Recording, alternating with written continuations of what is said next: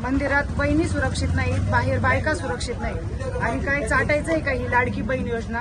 त्यापेक्षा माझी लाडकी बहीण सुरक्षित योजना सरकारने चालू करावी, नाहीतर काय होईल याचं कोणी सांगू शकत नाही। हजारोंच्या करोडोंच्या संख्येने हा मोर्चा मंत्रिमंडळात आणि विधान भवनात गेल्याशिवाय राहणार नाही आणि याच्यासाठी मुख्यमंत्री आणि उपमुख्यमंत्री आणि सर्व राजकीय नेते मंडळींनी आपल्या आया बहिणींच्या सुरक्षितेसाठी सगळ्यांनी एकत्रित मैदानात उतरा, नाहीतर काय या सर्व भ्रष्टाचारी नेत्यांना माहीतच आहे की जनता ही याच्या सहनशीलतेच्या पलीकडे जर गेली तर काय काय झालेलं आहे हे सगळ्यांनी बघितलेलं आहे आणि ह्या अशा घटना घडू नये, कारण लेकी बहिणी आया बहिणी या सगळ्यांनाच आहे, पण स्वतःवर वेळ आल्याशिवाय लोकांना कळत नाही आणि ह्या घटना वाढू नये यासाठी त्यांनी सर्वांनी लक्ष देणे गरजेचं आहे, एवढी आम्हाला विनंती आहे। आणि लवकरात लवकर या नराधमाला फाशी शिक्षा व्हावी।